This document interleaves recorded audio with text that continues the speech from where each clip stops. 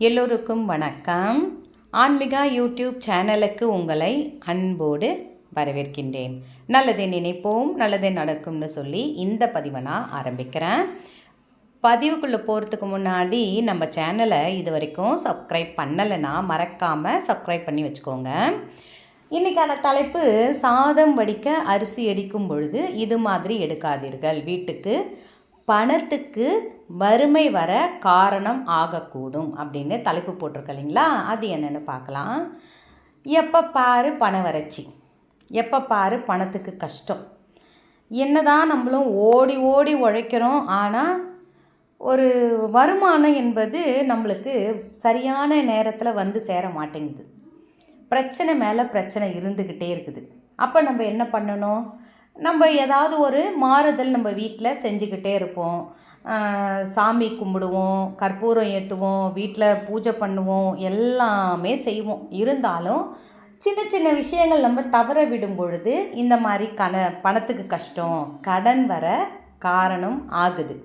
இப்போ கடன் வராமல் இருக்கணும், கடனே வரக்கூடாது அப்படின்றவங்க நிறைய பேர் சமையலறையில் இதற்கான விஷயங்கள் நிறைய சூட்சமங்கள் இருக்குது.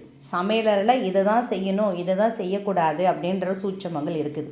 இப்போ பருப்பு வேக வைக்கிறோம், அந்த பருப்பை எடுத்து இப்போல்லாம் அதுக்கு முன்னாடிலாம் பார்த்திங்கன்னா அடுப்பில் தான் பருப்பு வேக வைப்பாங்க. அந்த பருப்பு என்ன பண்ணுன்னா முக்கால் வேக்காடு தான் இருக்கும். முக்கால் வேக்காடுனா ஃபுல்லும் இப்போ இப்போ இப்போ குக்கரில் வச்சா நல்லா பவுடராகுது, அந்த மாதிரிலாம் ஆகாது. கொஞ்சம் முக்கால் வேக்காடாக இருக்கும் போதே அது ஒரு மாதிரி விரிஞ்சிரும். பருப்பு கொஞ்சம் மாதிரி தலை விரிச்ச மாதிரி ஆகிடும். அதை எடுத்து மத்துன்னு நம்ம வீட்டில் ஒன்று இருக்கும், அந்த மத்தால் கடைவாங்க.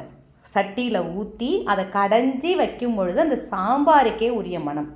அந்த கடைதல், அந்த மத்து இருக்கு இல்லைங்களா, மத்து என்பது அவ்வளோ ஐஸ்வர்யம் வாய்ந்தது. அந்த மத்தை நம்ம வீட்டில் எல்லார் வீட்லேயும் வச்சுக்கோங்க. நான் தான் பருப்பை இந்தமாரி வச்சுருக்கனே, பருப்பு இந்த மாதிரி வெந்துடுதே, கரண்டி விட்டு கலந்தனாலே வெந்து போகுது, குழன்னு ஆயிடுதேன்னு சொல்லிட்டு எப்போவுமே இருக்காதீங்க. மத்து முறம் இதெல்லாம் கண்டிப்பாக நம்ம வீட்டில் இருக்க வேண்டும். இப்போ புடைக்கிறதுக்கு எதுவும் வேலை இல்லை தான், நான் இல்லைன்னு சொல்லலை. ஆனாலும் அந்த முறம் மத்து இதெல்லாம் எதுக்காக வைக்கணும்னு பார்த்திங்கன்னா, அந்த ஐஸ்வர்யம் நம்ம வீட்டில் பெருகணும். இந்த மாதிரி விஷயங்கள்லாம் நம்ம வீட்டில் இருந்துச்சுனாலே ஐஸ்வர்யம் பெருகும், கடன் வராது, கடன் அடையும். சரி, இப்போ நான் அரிசி அழுக்கும் பொழுதுன்னு சொல்லியிருக்கேன். இப்போ நிறைய வீட்டில் மாடுலர் கிச்சனு, அழகழகாக கிச்சன் போடுறது, அதை ஒரு இடம் வைக்கிறது, அமுத்துறது எல்லாமே இப்படி தட்டினா மேலே போய் மூடிக்குது கதவு, தட்டினா கதவு திறக்குது, அந்த மாதிரிலாம் இப்போ ஃபிக்ஸ் பண்ணுறாங்க. அதெல்லாம் ரொம்ப ரொம்ப சந்தோஷந்தாங்க. நான் அரிசியை மட்டும் எப்போவுமே நான் ஒன்று சொல்கிறேன், நம்ம வாழற வரைக்கும் சாப்பாடு சாப்பிடணும். வாய் வழியாக நம்ம சாப்பிட்ற மாதிரி அன்னபூரணி தாயை நம்ம வீட்டில் அருளணும். அவங்க நம்ம வீட்டில் எப்போவுமே இருக்கணும். ரெண்டாவது சொல்லுவாங்க, பெரிய கோடீஸ்வரம்பா, ஆனால் அவனால் சோறு சாப்பிட முடியாது, அவங்களுக்கு அந்த வியாதி அந்த காலத்திலே சொல்கிறது கேள்விப்பட்ட பழைய படத்தெல்லாம் நம்ம கேள்விப்பட்டது உண்டு இல்லைங்களா? அந்த மாதிரி அரிசிக்குன்னு ஒரு மரியாதை நம்ம கொடுக்கணும். நம்ம வீட்டில் அந்த அரிசியை எந்த இடத்துல வைக்கிறோன்றது ரொம்ப ரொம்ப முக்கியம். அதே மாதிரி எந்த பாத்திரன்றது ரொம்ப முக்கியம். ஒரு விஷயம் தெரிஞ்சுக்கோங்க, சில பேர் மூட்டையோடு கூட வச்சு ஆள்றீங்க. ஆனால் இப்போ மழை நாள், பனிக்காலம், இந்த டைமில் அந்த மூட்டையோடு வைக்கும் பொழுது பூசணம் பிடிக்கிறதுக்கான வாய்ப்பு இருக்குது. அதே மாதிரி வண்டு வருதுன்னா முடிஞ்ச அளவுக்கு வேப்பிலை இருக்குது இல்லைங்களா, அதை கொஞ்சம் நம்ம வீட்டு டேபிள் மேலே போட்டு வச்சாலே காஞ்சிரும். அதை எடுத்து ஒரு கவரில் போட்டு, அந்த கவர்னால் பிளாஸ்டிக் கவர் கிடையாது, துணிப்பை மாதிரி இருக்கணும், அதில் போட்டு நீங்கள் அரிசிக்குள்ளே போட்டிங்கன்னா வண்டே வராது.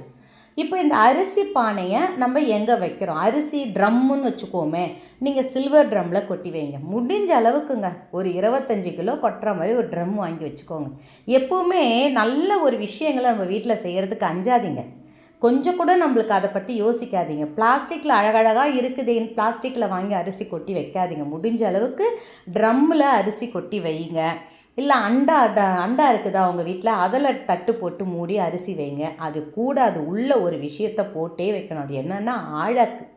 அந்த ஆழாக்கு மாகாணி, படி, கால்படி, அரைப்படின்னு சொல்லுவோம் இல்லைங்களா, அந்த மாதிரி அளக்கிறது.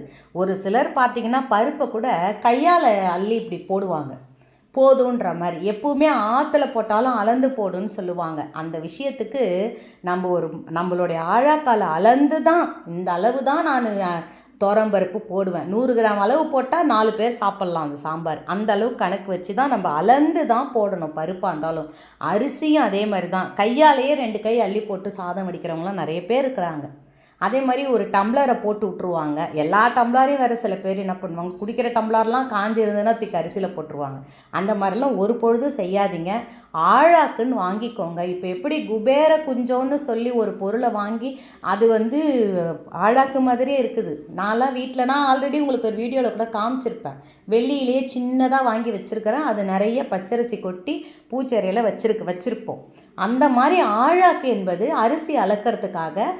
இப்போ அரிசியில் அந்த காலத்தில் நெல் அளப்பாங்க, அப்புறமா அரிசி அளப்பாங்க. அந்த அரிசியை அதால் மட்டும்தான் நம்ம அளந்து போடணும்.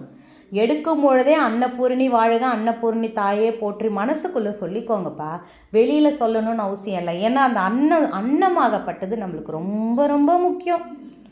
சாதம், வெங்காயம், தக்காளி, புளி, மிளகாத்தூள் இது இருந்துட்டால் கூட போதுங்க. அந்த வாழ்க்கை அந்த ஒரு 4 நாளைக்கு அதை வச்சு ஓட்டிடலாம். அரிசி இதெல்லாம் இருந்துட்டாலே போதும் இல்லைங்களா? அந்த மாதிரி அந்த அரிசி எடுக்கிறதுக்கு தலை வணங்கி அன்னபூர்ணியை வணங்கி ஆழாக்கால் அளந்து எடுங்க. ஒரு மாகாணி ஒரு காப்பிடி வேணுமா அரிசி, காப்பிடி எடுத்து அதால் அளந்து. இப்போ எப்படி சாதம் போட்டு சில பேர் குக்கரில் வைக்கிறீங்க, அது உங்களுடைய சௌரியம் அது. ஆனால் எனக்கு தெரிஞ்சளவுக்கு அதே மாதிரி அரிசி அதை எடுக்கும் பொழுது மறந்தும் கூட இந்த விஷயத்தை செய்யக்கூடாது. அது என்னென்னா அரிசி அள்ளி வாயில் போடுறது. அரிசி ஒலைக்குன்னு எடுத்துட்டோம், அந்த அரிசியை சாதம் வடிக்கோன்னு எடுத்துட்டோம், அதை வாயில் போடக்கூடாது. கழுவி வச்ச பிற்பாடு சொல்கிறேன். அதுக்கு முன்னாடி உங்களுக்கு அரிசி சாப்பிட்ணுன்னு ஆசையாக இருந்தால் அரிசியிலேருந்து கூட கொஞ்சம் எடுத்து வாயில் போட்டுக்கலாம். ஆனால் இது ஒரு விஷயம் மட்டும் தவறாமல் இதை செய்யுங்க. இந்த விஷயத்தை அளந்து போடுங்க. எப்பவுமே அந்த ஆழாக்கு படி காப்படின்னு சொல்லிட்டு அளந்து போடுங்க. கையால் எடுத்து போடாதீங்க. அதே மாதிரி ஒரு சிலர் இன்னொரு விஷயம் செய்வாங்க. என்னென்னா நானும் அது பின்பற்ற விஷயம் தான் உங்ககிட்ட சொல்கிறேன்.